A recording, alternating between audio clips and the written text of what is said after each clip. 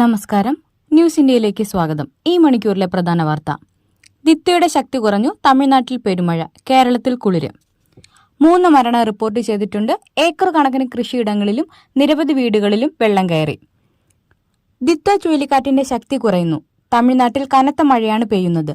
3 മരണം റിപ്പോർട്ട് ചെയ്തിട്ടുണ്ട്. ഏക്കർ കണക്കിന് കൃഷിയിടങ്ങളിലും നിരവധി വീടുകളിലും വെള്ളം കയറി. രാമേശ്വരത്തും നാഗപട്ടണം തീരത്തും അതിശക്തമായ മഴയാണ്. കേരളത്തിൽ ചുഴലി സ്വാധീനം ചെലുത്തുന്നില്ല. എന്നാൽ അറബിക്കടലിൽ നിന്നും ഈർപ്പം കേരളത്തിന് മുകളിലൂടെ വലിച്ചെടുക്കുന്നതുകൊണ്ട് അന്തരീക്ഷ താപനില താഴ്ന്നു.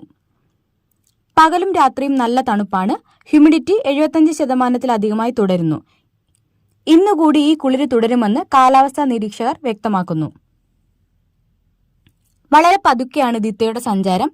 വേദാരണ്യം മുതൽ ചെന്നൈ വരെ കരയോട് ചേർന്ന ചുഴലിക്കാറ്റ് പോകുന്നത്. കരയുടെ വരണ്ട കാറ്റ് ചുഴലിയെ ദുർബലമാക്കുന്നുണ്ട്. വൈകാതെ ചുഴലിക്കാറ്റ് കടലിലേക്ക് നീങ്ങി ശക്തി കുറഞ്ഞ ന്യൂനമർദ്ദമായി തിരികെ പുതുച്ചേരിയിലേക്ക് കര കടന്നേക്കുമെന്ന് കാലാവസ്ഥാ നിരീക്ഷകർ പറയുന്നു. ഡിസംബർ 1 വരെ പ്രത്യേക ജാഗ്രതാ നിർദ്ദേശം നൽകിയിട്ടുണ്ട്. അതിശക്തമായ കാറ്റിന് സാധ്യതയുണ്ട്. ഡിസംബർ 1 രാവിലെയോടെ മണിക്കൂറിൽ 45 മുതൽ 55 കിലോമീറ്റർ വരെയും ചില അവസരങ്ങളിൽ 65 കിലോമീറ്റർ വരെയുമാകാനാണ് സാധ്യത.